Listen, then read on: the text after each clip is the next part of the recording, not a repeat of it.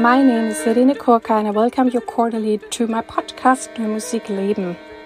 I have studied classical singing and nowadays, and since many years, I sing so much contemporary, experimental music and do performance.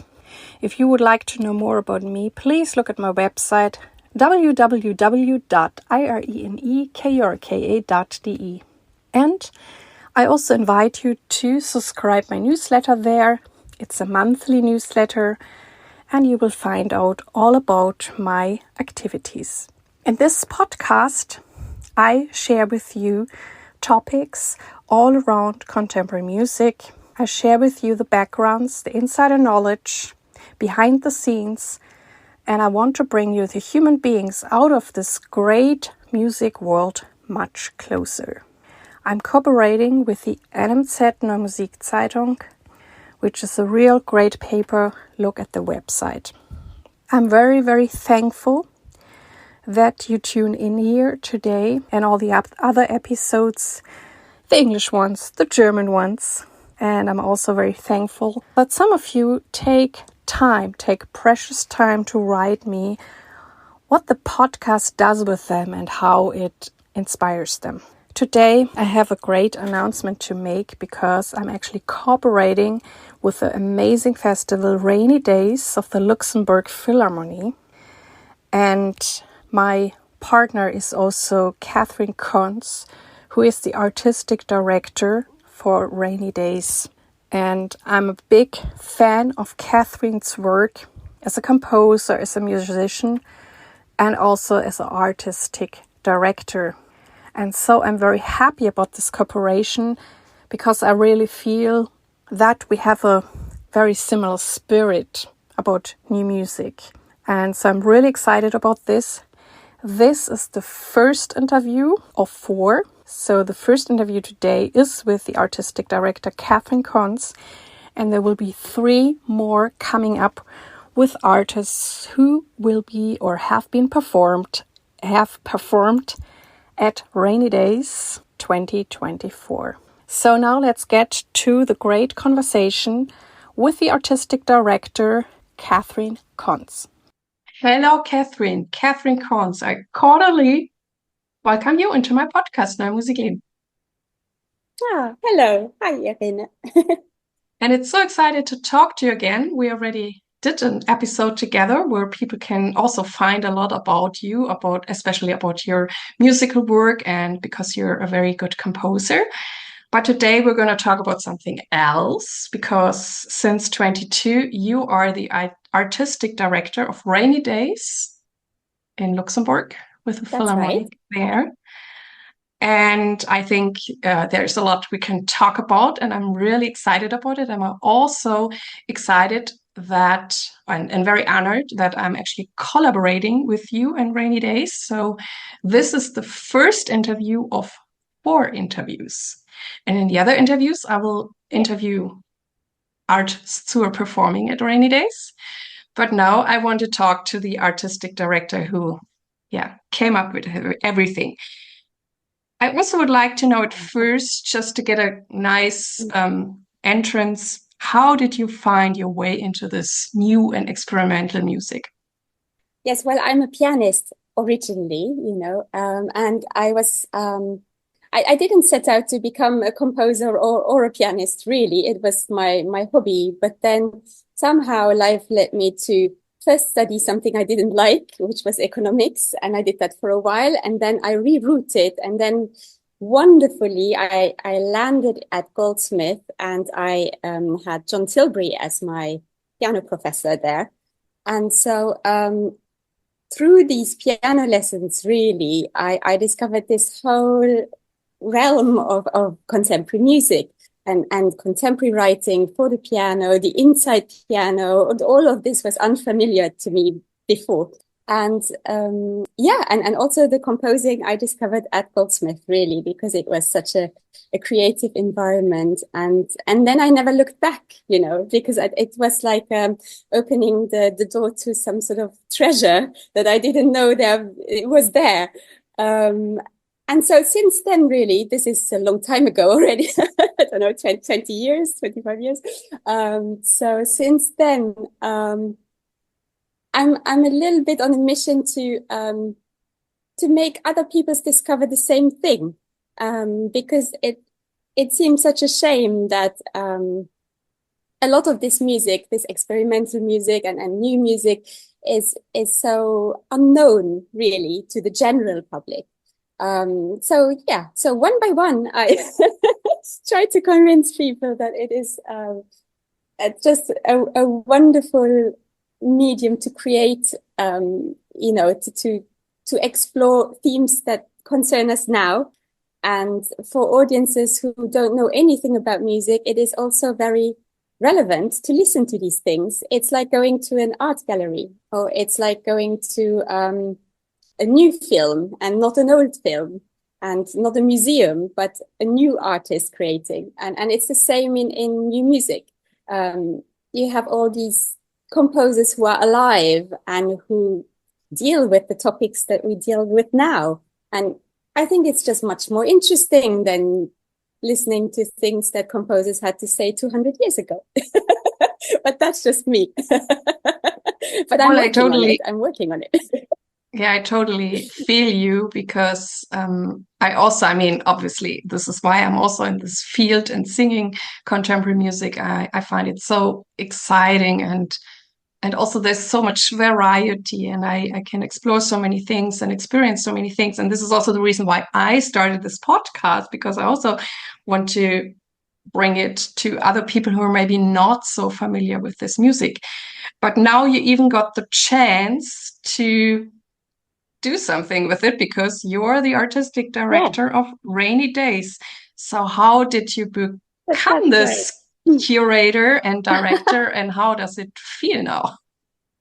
Yeah, so somehow they found me. Yeah, I was hiding in London, but I am from Luxembourg originally. And so it's the contemporary, the new music festival of the Philharmonie Luxembourg. And with the way that they create the program for the year, the new music kind of concentrates in the Rainy Days, really. It's a huge push to make it a proper festival and make it something exciting for everyone, and not just for the specialists, because if we only do it for the specialists in Luxembourg, it's not just a handful, it's not so many.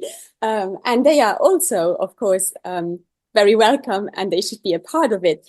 But it should also be for other, families, the general public who want to experience something new.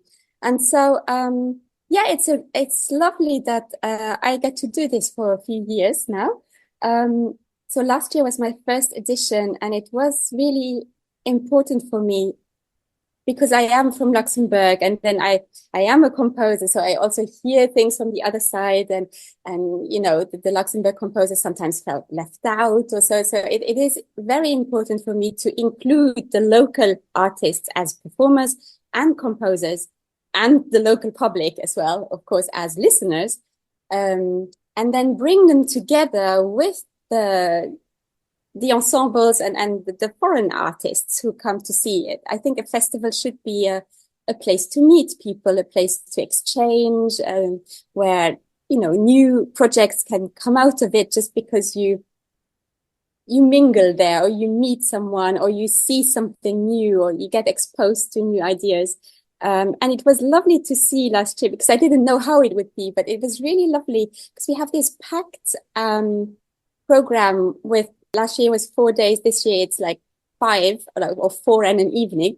And people get a day pass, and so they can see anything they like on that day. It gives them access to all that program. And so even if they don't know a name on the program, because there are a lot of names here that the people who are not specialists don't know at all. It's also, what should I come and see? They ask me, and then I give a few pointers. But they can really come and see anything, because it's they are short concerts, and so they will not be in there for very long, even if they don't like it. But maybe there is something really wonderful they discover. And I think it's just a matter of coming with open ears and listening to a few things that you don't know. And so I observed that this was working really well. And there were people going with their plan and, oh, what's next? What's next? We've just seen this and now that and now that. And then they didn't have time for lunch. It was really lovely. And also other artists who stayed longer at the festival to see the other things that were happening. And I would meet them in other concerts, which is really lovely. So I think that for me, that was the nicest outcome of last year, was that it kind of opened a little bit, maybe to some people who had not been to the rainy days before. I mean, And I it think really as a sounds like also Luxembourger, that like you mentioned before, like going into a museum with whatever contemporary art, and I'm also like, oh my God, this is exciting, or something is hanging down the wall or whatever. And this, it sounds like the same experience. They were there with the daily pass, and like, okay, exactly, what's next? What is exciting? And yes, that's that seems like a it very is, great yeah. spirit that is there. How long does a rainy day even exist, or what is the history? I mean, before It you exists. took it over. So it exists for a good 20 years or even 25, something like that. It was set up by a group of Luxembourg composers back in the day, even before the Philharmonie existed. And some of these are still part of it as well. So the Noise Watchers, for example, they always have a concert at the rainy days, and then they were part of the founding of the festival. And then the Philharmonie opened. Bernhard Günther was a dramaturg there, and he kind of took it there. So it found its home there.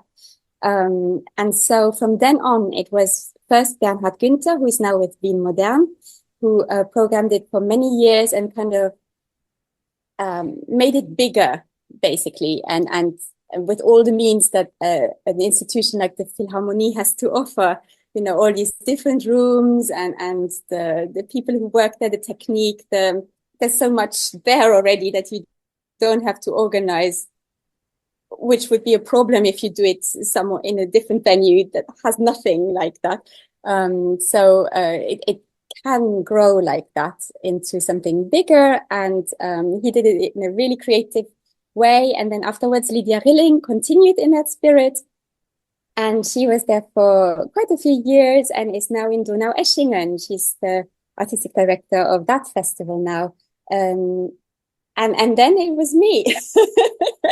So I think, although we probably all program a little bit differently from each other, it's with that same spirit of making it quite showing what there is in new music, because in Luxembourg there is very little else like that as a festival. There are a few things at the United Instruments of Lucilin, the ensemble, and they sometimes even curate like a whole 3-day extravaganza of new music, and they have their concert programs, and then a few other ensembles who do this sort of music. But really, the Rainy Days is maybe the biggest festival like that.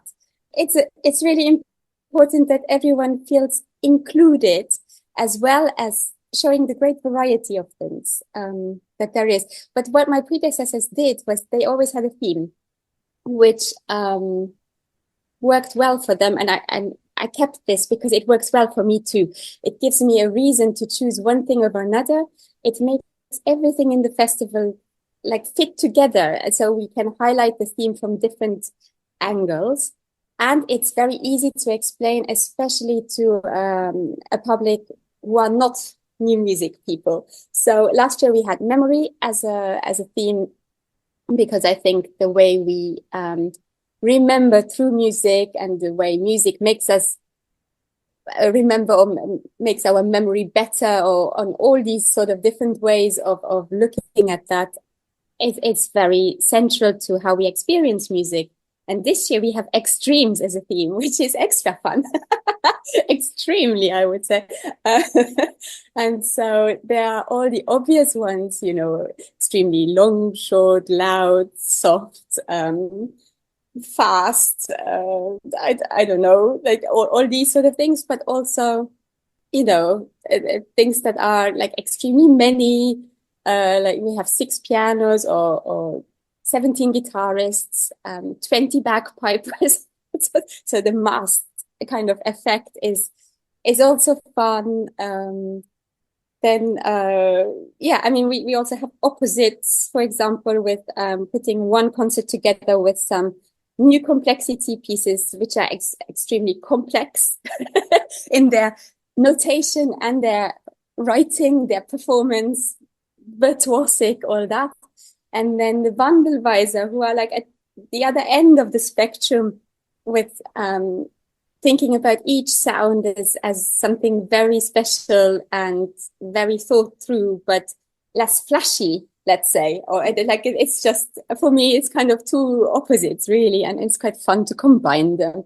And all sorts of things like that. So, yeah, it's quite a fun one. I think actually the extreme, it makes it even more accessible for me. So have you been curating before? Is this your first experience? I mean, sometimes we often, whatever, curate already or concerts, maybe not on a big scale. And is it easy for you to find those themes that you just mentioned? Yes, I have been curating for quite a while, mainly through I have a record label with my husband, Henry, Dinner with Daisy, and through playing with bands over the years and being in the London scene and the art scene, it felt very natural to start our own kind of, we call it a club night, but really it was a multi-art event where there were always a few music events, there was some installations, there were artists exhibiting or poetry or all sorts of different art forms coming together. And so that was one way of curating. Otherwise, it's quite natural for me to think of it like composing, really, because it's the experience of the whole I take into consideration. If someone came to the festival and would see everything, what would be the experience? Of course, most people choose little bits here and there. You know, they see this and that, and that's sort of how it's meant to be in one way. But you can also see everything if you want. And then that's how I think of the festival. So how does it work from the first moment to the last and your journey through it? And so it's a sort of kaleidoscope of pieces that I don't need to compose, you know, bits and pieces, like making a collage almost of over a timeline of experiences. And that's sort of how I look at it. And then I do sometimes have pieces in it as well. That was because I was a lot of part of the festival before I curated it. So it was one of the first things that came up. So if I curate it, can I never have a piece there anymore? But that's not the case. And I do include usually at least one a year of my own. They are usually things though that have been done before or that at least are not paid by the festival. So I don't get paid twice because I can hear the little voices already saying that, oh, look, she only programs herself. But that's not quite the case.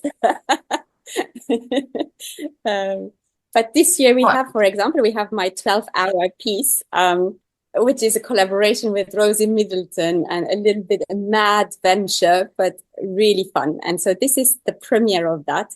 We've done 6 hours before as a tryout, and now we're going to do the 12 hours at the festival. The audience can come and go as they please. We don't hold anyone hostage. I'm also so excited about this piece, and I know that I will hear it this year. And Rosie is actually one of the people I'm also going to interview. And I'm very curious because I mentioned to you before, my longest piece was a 4-hour piece by Antoine Beuger, which I did at Huddersfield. And I was also sitting 4 hours on stage. I did not leave. And but it's 4 hours. That's shorter than 6 or 12 or whatever. Well, in this case, he wanted to have a duration, which meant that you're not quite sure if you're going to make it to the end, you know. And as musicians are quite used to practice long hours and even perform long hours, anything shorter than that somehow felt like it was maybe not long enough. It is a very humane piece, though, and Rosie will tell you much more about this in her interview, in that she can leave if she wants. I mean, it's so I have created 12 hours of music, which are kind of tracks which are still manipulated live in the room by a sound engineer. This time it can't be me because I have so many other things to do at the festival, so I can't be there 12 hours in a row. But yeah, we have Emma Lambert for it this time. And there's also lighting. It is a stage piece, but in essence, Rosie could also decide not to sing at all and to even not be there. But that would be the extreme version of this. And I don't think she wants to do it exactly like that, but she can, you know, if she needs a toilet or if she just needs a break, she can leave for a moment. And that will be interesting for the audience, for the lack of her. You know, if she's been in the room for 5.5 hours and then leaves a moment, then that's interesting. And there will still be sound happening. The basic music is there already, and she adds to it as much or as little as she can. So it's quite interesting. Like she will make choices. Yeah. Yeah. Yes. And it's hard to not do anything. It's harder to not perform if everybody watches you than to perform. So she will have to manage herself quite well, so that she doesn't spend all her energy in the first 2 hours and then has nothing left for 10 hours. But maybe she falls asleep in the room. Who knows? That's what I thought too. Take a nap and come back. We will find out. Do you think that it is an advantage that you're a composer and musician yourself by curating this festival? Do you think you have a better feeling and understanding for the artists and whatever they want and need? I don't know if it is better than if you are a curator who is not a composer. It's different probably because I at it a little bit from a different point of view. I also, and I don't mean this in a bad way for the performers, but I think of the pieces first. For me, it is important that these pieces happen and they are programmed. And then I try to choose the best person or ensemble or musician to perform these. And sometimes that goes together. But I think the performers are more interchangeable for me than what is performed. And it is just important for me that these pieces happen and that it can inform the people who listen to them, who are witnesses of this, and they can take it further. Maybe they are also creative and they take something from it into their own practice. Or that same composer goes further in their next piece or whatever. It's important that these pieces happen. And so I look at it very much from that point of view. Whereas I think like general programming, often people in these sort of curating jobs, they look at it very much from which artist they can sell. And then it doesn't really matter if they play Schubert or Beethoven or whatever, as long as that artist is there. I have that less, but maybe that is a new music thing as well, that it's because it is so often the creation of something new or something unknown and something we don't know yet what it will be, even, especially with the premieres that are happening. You have an idea and you know what the composer has been thinking and what the brief was, and it should have to do with the theme and all that. But exactly what it is, that's the exciting thing to find out on the day almost. So, it's very much from that angle. And so that's probably different from other curators who are not composers.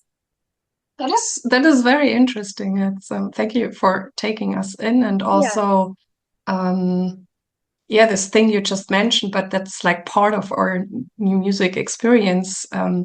you commission pieces and you don't know what's gonna come, and that's the experience we as interpreters also have all the time. I mean, I work with people, and sometimes when I've worked with them before, I kind of know what could be coming, but oftentimes it's always this surprise thing, and sometimes you're happy about the present, and sometimes you're like, okay, let's handle it somehow. Yeah. What do you think is also like special about the setup in Luxembourg, and where is your audience coming from? Is it just Luxembourg people, or do people also travel from far away and just spend all the days there? They have started to travel, which is really nice. Yeah, I'm aware of people traveling and coming from maybe not so far away, but Germany, France, Belgium for sure, and also some British who are traveling just for the festival to be there. Otherwise, it is very much the Luxembourgers that it is also meant for. They should for once come and see this. Awesome, awesome. Yeah. But last year I had a little bit, one day that was more family day. This year is a little bit less. It's not a festival for children, but it's also for children, not for the tiny ones. I don't really have anything for them. The Philharmonie do such a great and extensive program for young audiences of all ages that, the rainy days does not have to also specialize on this, really. But it is nice to be able to come as a family and to have things to choose from. And we also include these workshops. There's a workshop for 10 to 14-year-old composers. They already start the weekend before, and then they can show their pieces the weekend after at the festival in a proper concert with professionals playing their piece. So that's something where the children participate actively. Similar, there's a workshop this year with rubbish music where they can come and it's also for adults, but it's also for young people. They can come in and create music together with recycled materials and learn to kind of read a very simple graphic score that goes by on a screen in front of them, which just shows them how loud to play or how much to play or how little, and to learn to listen. Things like that. We also have the Lucéline Academy is a part of the festival too. That's the Ensemble Lucéline, who have 8 young composers, like emerging composers, usually in their 20s, but they could be a little bit younger or older, who are more starting out, and they get like a week with the ensemble. They write a new piece for it. They have 2 composers who look after them for that week, and then they also get a piece performed at the festival. So these are all things that reach a little bit further into the younger generations. But yes, otherwise it's I think that the fact that the concerts are quite short as well. There's nothing really over an hour, except my piece, of course, 12 hours. But you can come and go as you please. We also have the Philip Guston 4 hours, for example. You can also come and go as you please. But usually the formats there are lots of concerts that are 40 minutes, 35 minutes even. It's also one with a film, which is then also different again. So there are things where you can go as a family, maybe with, a 10-year-old and 14-year-old, and they will be perfect for them. But otherwise, I would like to get the theater and art-going audiences in Luxembourg should really all be interested. Also people who like literature, any other art form really. And then I also have these are sometimes friends of mine. They are curious to see what I do. So they come to see things, and they don't see anything else like that all year round. But it's lovely to see these too. And there's also opportunity to have coffee there or to eat a meal or you might run into other people. It should be a social occasion. And there's plenty of happenings and installations as well. So even if you don't go to a concert, you might still see some things or hear some things. And the venue, so we are like, we collaborate with 2 different venues this year. The Grand Théâtre, we do something in one of their smaller theaters because we have a Japanese no theater, which fits very well there. And then we also collaborate with the Rotonde. It's the roundhouse. So a round space where the trains used to turn around. And we need this round space for the Erwan Kerouac's Sonneur, Vin Sonneur. They will play Terry Riley's In C with 20 bagpipers, and they want to surround the audience in a round space. And so this is the perfect space for it, and we don't have that at the Philharmonie. So we are on that day, we are at the Rotonde. The other days, Thursday, Sunday, Saturday, and Sunday are completely at the Philharmonie, but using all the spaces, you know, like also the foyer and the corridors and the little niches and and then there's 3 main halls, one sort of black box theater, one salle de musique de chambre, and then the large hall, which I turn it around to create a more intimate place. So the audience sit on stage in the choir seats with the performers, which in itself is a fun experience. And then the audience number changes from 1,400, which really is too much. I mean, Laurie Anderson filled it last year, but you almost need Laurie Anderson to fill it. And so it's quite easy to fill it when it's 200. And that is much nicer because if it's 200 in the big seats, then it feels very empty and it's less nice. And so, so there are 3 lovely spaces like that. And then the foyer is, because the building is amazing. There's even a sound walk in the foyer this year. Jess Riley French and Phoebe Riley Law have provided tracks of extreme nature. So you can hear, well, I don't know. I don't want to give it away because you have to guess actually, but things like the earth movement from like volcanic movement or an ant eating something or like things of nature that you never really get to listen to. And then you can have a guess what it is that you're listening to and things like that. So that's my sort of nature walk, being inside. That's all interesting and very like it's a whole, how do you say, a whole experience on many different levels. And I also think that the Philharmonie has great spaces, and it's great that you play there. It's also cool that you work with other nice halls. But I also find the city of Luxembourg very interesting. I think you also have done a piece in the past where you were outside, because Luxembourg is like a city on many different layers. You can walk around and up and down, and you're on this hill or you're way down there, and there's this water. And and that was for a different rainy days. That was Lydia Rilling had commissioned that piece. It was Brevadrena Drop, which means above, below, on top.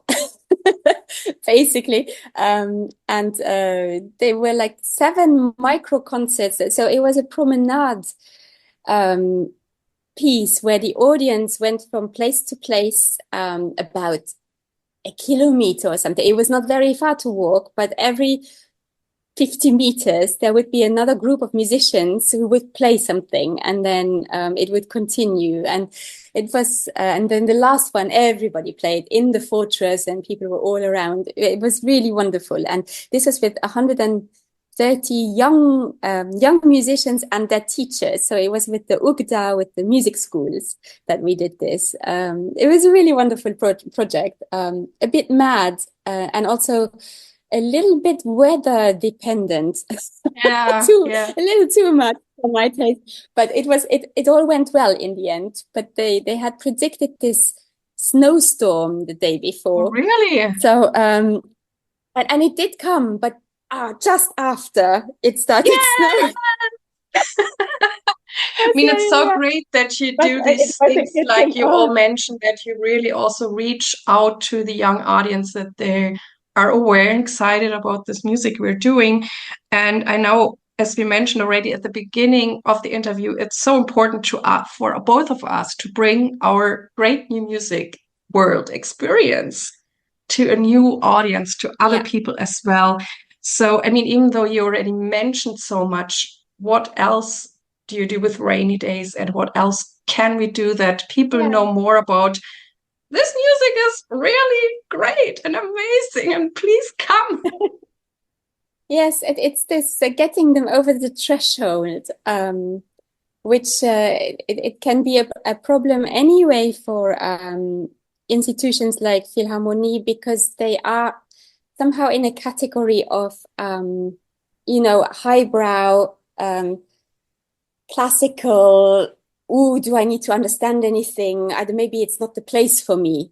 And so they have their audience, which sometimes is called the Sea of Grey, which is also not so great. So they are of a certain age, and these are people who appreciate classical music, and that's all lovely. But absolutely, they have to reach out to younger people too. And to do this of all these different generations, you have to program quite diverse things to get diverse audiences. That's just how it is. It's also, if you only put white old men on stage, then or dead ones, let's say, then there's that sort of people in the audience too. So it's really nice to diversify as much as possible and to open it like that too. So I try, at least. So there are young composers, there are old composers, they are from all sorts of different backgrounds. And I hope that this helps a little bit too. Yeah, it's always that there are a lot of prejudices somehow to overcome, which I'm not quite sure why they are there exactly, because it's not something that you find in arts in the same way. Because really the rainy days is like the gallery of the arts, if you would think that the rest of the year is like the museum of the arts. And people are very happy to go and see Impressionism and things, like lovely things. And so they are happy to go and see the rest of the year.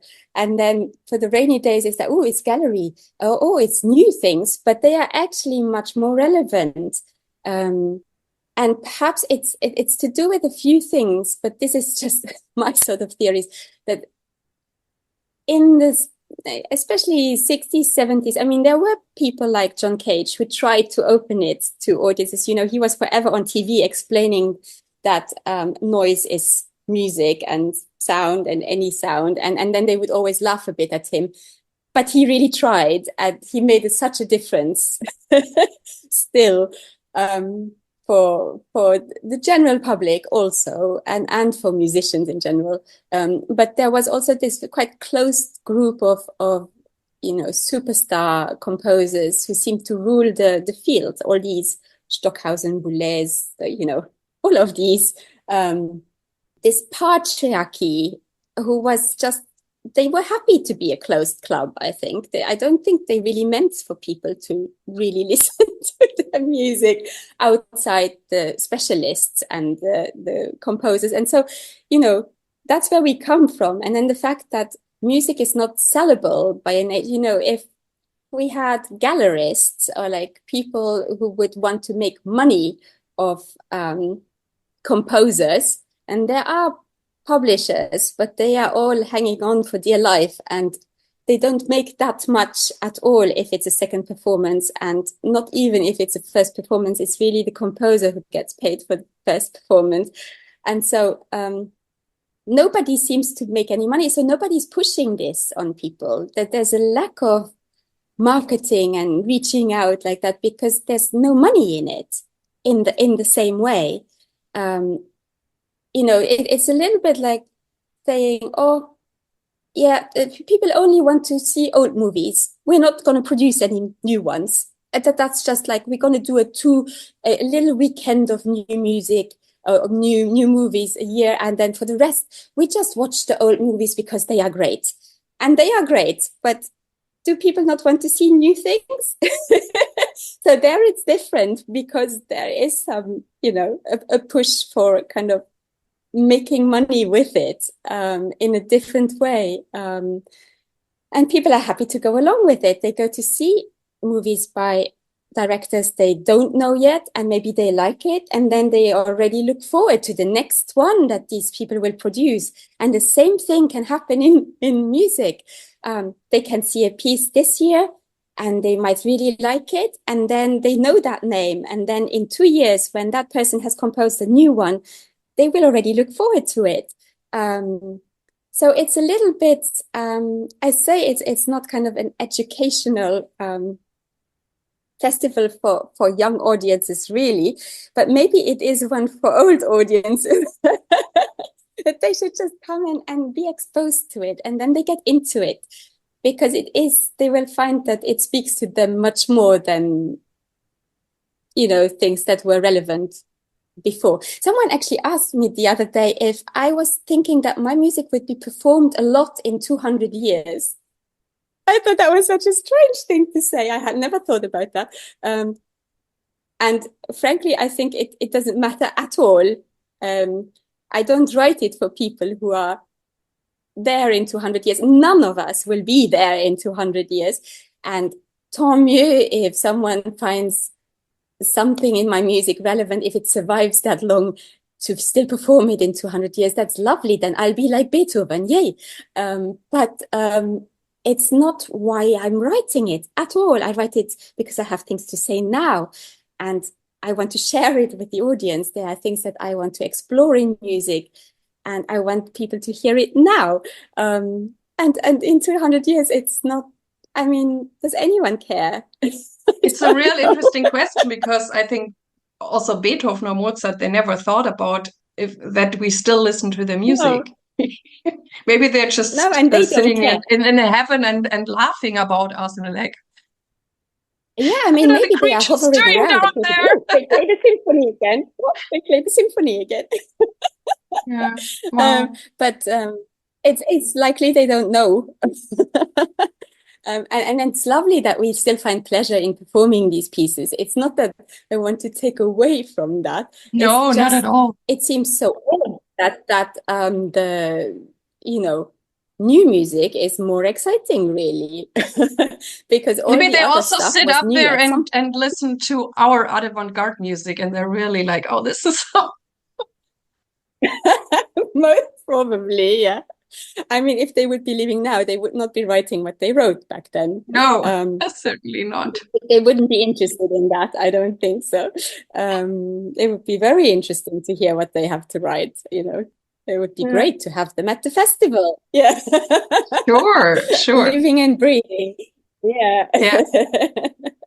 I mean, it's so important to bring it across to anyone. I mean, any age. And you already mentioned quite a few performances that we're gonna experience this year. Is there anything you want to add or highlight that we kind of know what's going on? I'm sure everything is great, but this is your chance to highlight even more of the program. To highlight a few things. Okay, then I'll pick it. It's always tricky to pick things out because everything is very special for me. And I'm sometimes the most pleased about the little things that I still, sneak in.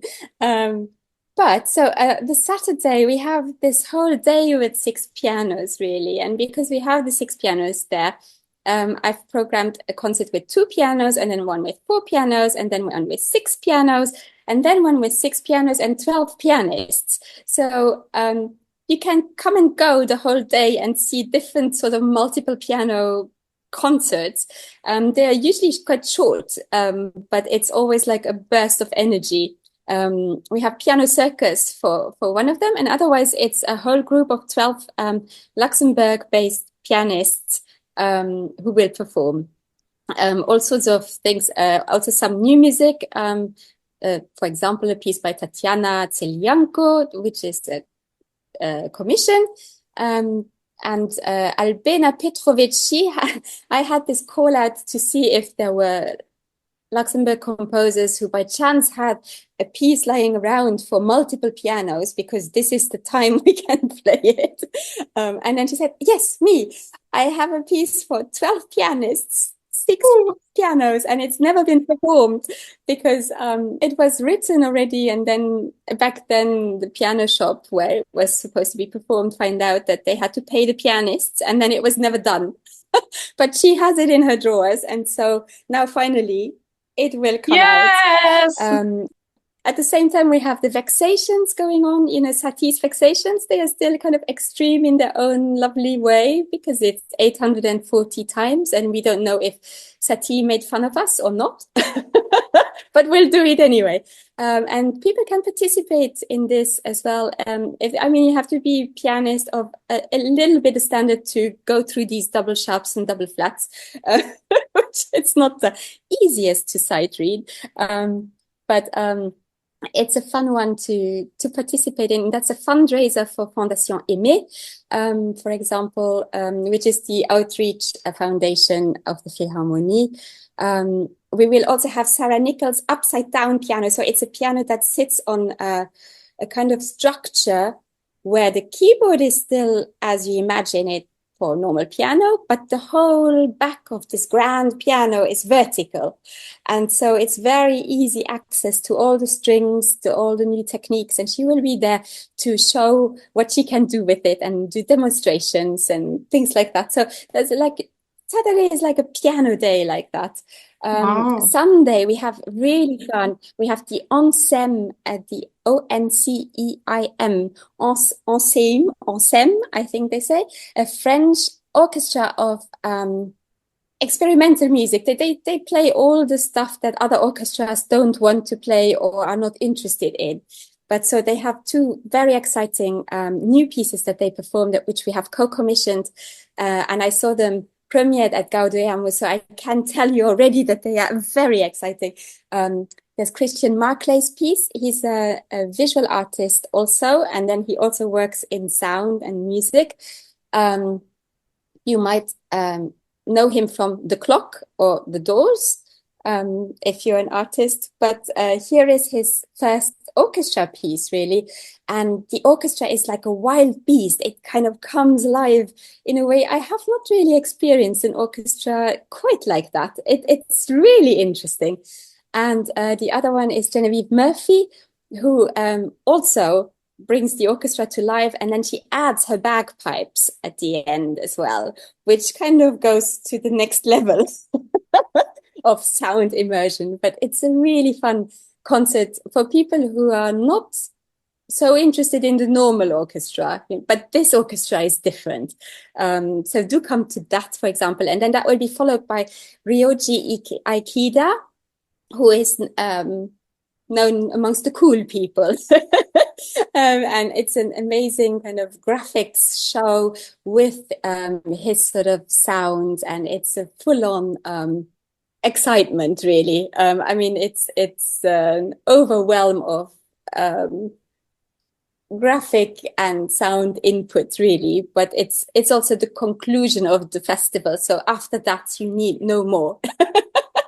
And then the Thursday, I just want to say as well, we always have the Philharmonic Orchestra of the Philharmonie are doing one concert for the rainy days, which is really exciting because it would be kind of unaffordable if they wouldn't want to do one like that as part of the festival.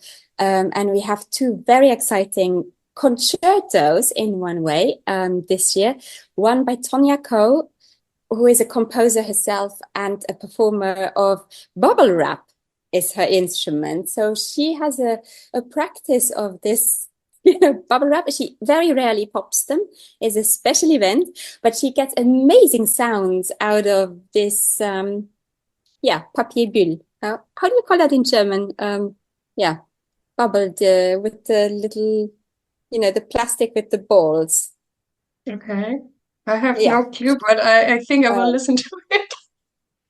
Sounds exciting. Yes, Sounds all it's the stuff exciting. that things are wrapped in, that if you send it, I don't have anything lying around here, but if you send something through the post, you will have it wrapped in it. Okay. This The ones you can kind of with squeeze, you mean? Yeah, The exactly. I actually don't know what it's called. Yeah, it's the packing stuff. Yeah, I know. The And you stuff, squeeze them and then they're broken, but you cannot squeeze them again because then you have to go to the next one. Then the air has come out.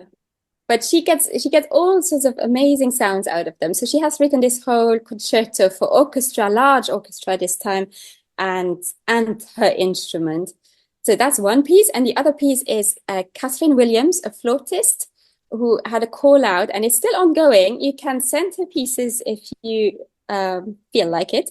She has this collection now of 200 or so pieces that are all one breath. So one inhale, one exhale. And I wanted her to perform at the festival. And while we were talking, she said, oh, actually the dream would be to do these pieces as a concerto, like all in a row, but with orchestra. And her partner is a composer, Larry Goves. And so he has written an orchestral part for about 45 of these now, which he has selected to be a part of this one breath concerto type thing. So it is like a concerto in 45 breaths or something.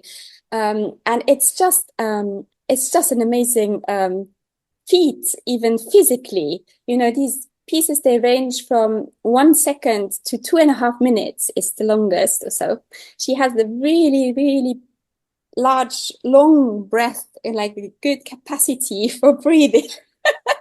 And so it's, that will be very exciting. And so that's the premiere of these sort of too many composers all in one concerto piece. So that's a very exciting moment as well.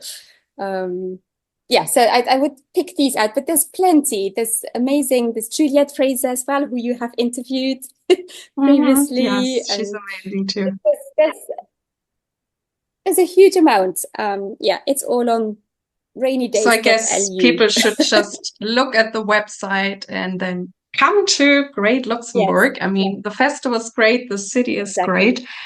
And I really enjoy talking to you. And but I think we now get to our last question. And the last question for today, I would like to know, maybe it's a little personal, how do you balance all this, living in London, being a composer, being a professor, curating rainy days? And what are your tricks, or are you meditating a lot, doing yoga? How do you do this? You have a family as well?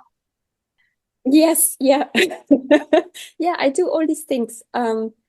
I don't quite know. There's no magic trick. I work a lot. That's one trick. And you follow the joy, I think. Yes, I do it. I like doing it all. Oftentimes it all falls so that it's one thing after the other, and then it's very manageable. It's just that I never have a break. And then other times it all falls at the same time, which is very intense. And that's also a different kind of crazy. But I can do most of the festival while being in London, the organizing, the curating, and then I go back and forth a little bit in the time before the festival or when it's needed. But otherwise, I think everyone knows themselves what they can do. I have a partner who's very supportive, which helps enormously, especially with the children. Otherwise, I would do much less composing, I think. I feel like it's all from the same world and everything feeds into everything. So the fact that I teach at the Royal College is really refreshing, and it invigorates me as well with, talking to young students, this exchange of ideas, trying to guide them, showing them things, but they also show me things. And so I feel like it keeps me young in some sort of way.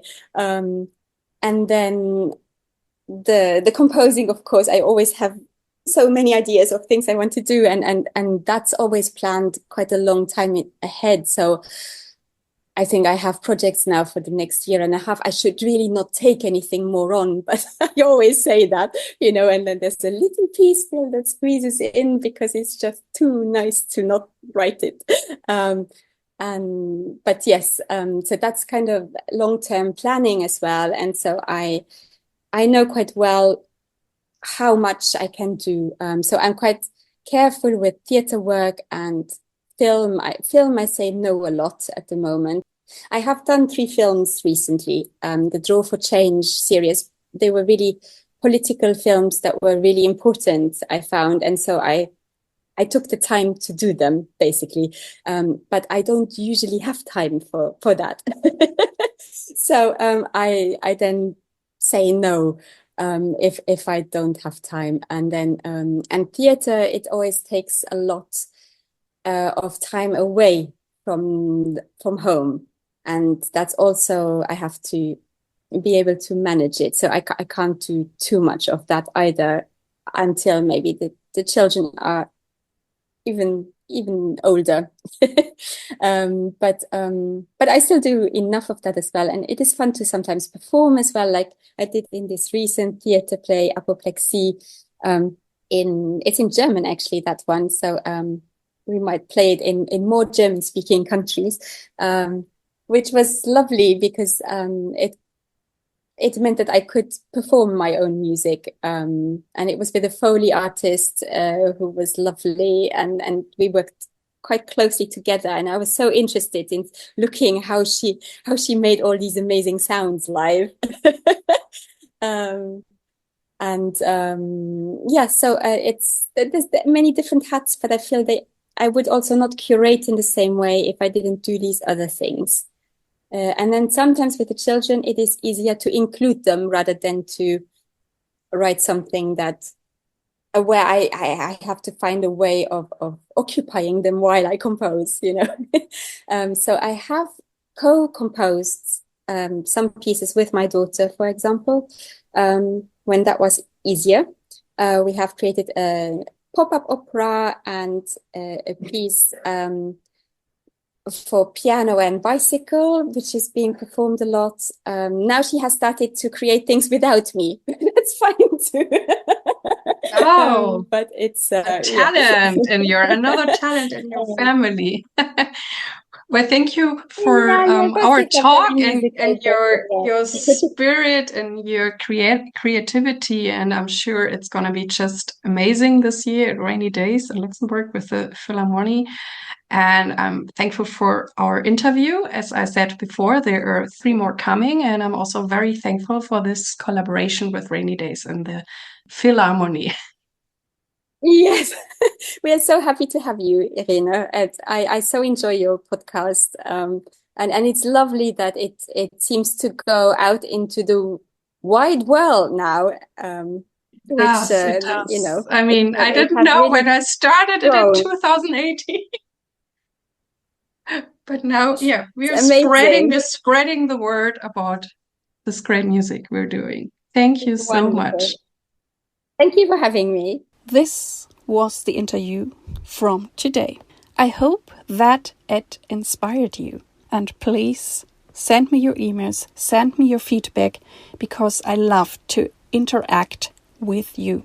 Thank you very much that you tuned in with me today. I really, really hope that you liked it.